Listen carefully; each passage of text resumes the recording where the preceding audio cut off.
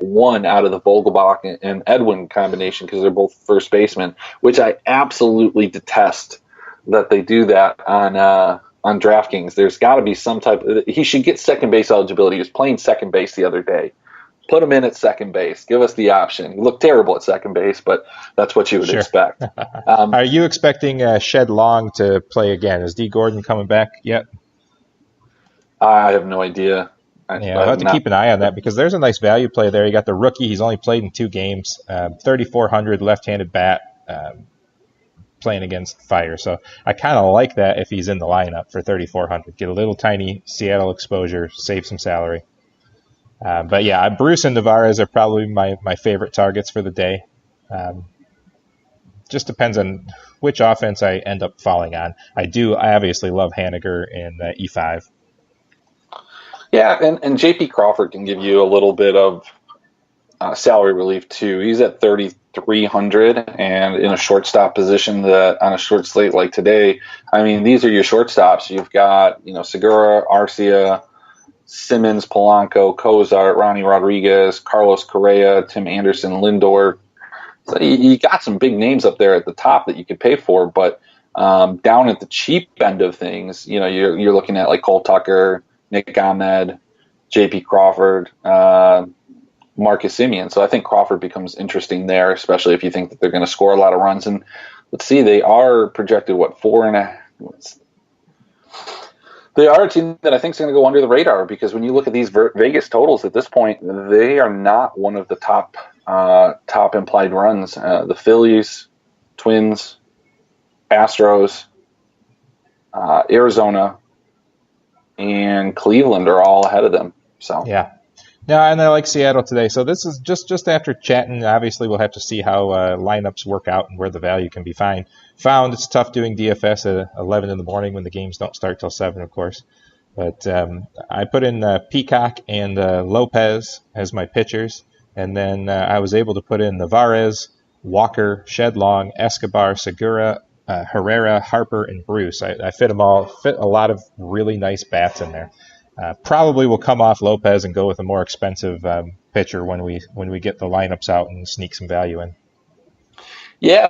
Well, I mean, you can go the other side of that. Cleveland's got a ton of value up and down that lineup. They're implied at 4.8 runs. So, Vegas sees something in this Cleveland offense that I didn't on the first go around, but you get a cheap mini stack of maybe like Carlos Kipnis and Leonis. He's good for a home run here and there. So hit one the other day when the rest of the offense did nothing. But I guess the challenge is that he is hitting 9th. However, in an offense like that, where you have Lindor, Ramirez, and Santana up at the top of the order, if Martin can get on, there's a good chance that, that 2 points from a walk, 3 points from a single, whatever the case is, will also turn into 2 points with a run because you got some talented hitters at the top of the lineup. So.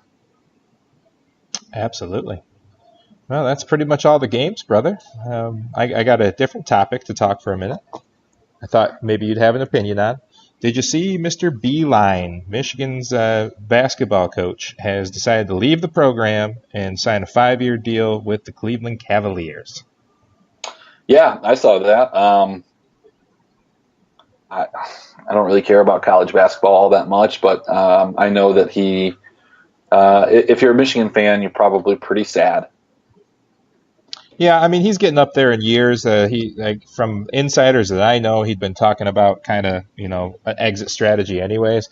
And I think that these coaches that get these success in college that aren't necessarily the huge names, why not take that one last paycheck, go up to the big leagues, go check it out, make that money, and then just kind of ride off into the sunset. And if you don't like it, you've made a nice nest egg for yourself. I mean, more than what you were making in college probably. And I guarantee you some program will jump right back on you if you decide to come back. So I don't see it as a bad move for him personally. I know that my Michigan fan friends are pretty sad to see him go. Yeah, I mean, I can imagine that he's not going to miss recruiting. I certainly understand that some coaches probably enjoy that, but I can't imagine that that's a fun part of the job for the majority of them. And then on top of that, you just have to dealing with like the NCAA and the ridiculousness that is them. It makes a lot of sense. if this is going to be kind of like a last stop. Maybe he wants to retire, like you said, and getting up there in years, and spend 5 years here, see what he can do. If he spends 5 years, he's obviously been successful. Usually it's 2 or 3 if they're not. For sure. We are Draft for Upside. This is the DFS Hangover Show every Monday at 11. We talk about the weekend past. We talk about the week coming forward. We try to fix our teams that are broken, but very unsuccessful. You can listen to us live 11 o'clock Monday mornings to noon, and the whole team will be here 7 to 9 Wednesday nights talking PGA and everything else that comes to mind. You can follow us at LennyMelnickFantasySports.com/live. You can listen live. There's a great chat room, lots of participation. This is the Legend Sports Network. Has a lot going on, especially Monday through Friday, something always on. Lenny's on every day at 9 a.m., the legend himself, followed by us at 11 for the DFS Hangover Show. At 1 o'clock on Mondays, Pitches Get Stitches with Joel. Drop the Mic with Mike Eccleston at 3. Money One is twice as nice at 5:30 with Cam. Roto Imbeciles with George at 7. Andy and that guy at 8. The Sports Buffet with Lou and Ron at 9. And Dan at 11 p.m. to bring it down. You can find us Draft for Upside, DRAUGHT, which is like draft beer, because we are beer consumers and professionals. And yeah, that's about it. Chris, final thoughts. We got just a couple minutes. Like I said, if Corbin Martin's available in your league, go get this kid. Especially, I know he's not in Draft for Upside league, or in the league, the Lenny Melnick league. I know that. I already checked. Yeah, he's not in any of my 4 leagues. He is scooped up. Was he scooped up this morning? I'd have to go look, but the same guy owns him in 2 of the 3 leagues, so I think somebody was on him already. He was available in my 2 leagues, and I got him both this morning. So that's why I said, we need to pay a little more attention to those type of things, because that's the only way we're going to get out of this hole in a 15-team league. We've got to get the call-ups, not just the pitchers, but some of the positional players. And I think one of the things that happens a lot of times with these positional players is when they first come up, they have a nice little streak, couple good games. Maybe we get some trade value. Maybe we trade them off, because you see guys like Cole Tucker, Key Boom, all these other guys that have came up, had a nice little splash, and then just kind of look lost and had to go back down. They'll probably have decent careers, and they'll be worthwhile to own in dynasty formats, but I don't think that they're going to have a huge impact. Cole Tucker obviously is still on the team because they don't have a choice.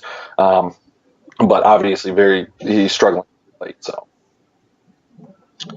Well then, man, you have a good day. I'm sure we'll talk as the slates develop today, and we'll see you Wednesday night, eh? Sounds like a plan. You're not going to be there Wednesday, though. Most likely I will not be there. You are correct. Unless there's a rain out, I have 2 baseball games for my children's I must attend. All right. Well, I'll try and put together an interesting hour leading into the PGA Championship. You think about what you're going to do as a theme and let us know. All right. That sounds like a good plan. All right. Well, I'll talk to you later then. All right. For my buddy Chris Emmerich, I am Jonathan Danger Cole. This has been the DFS Hangover Show. You guys enjoy the rest of your day.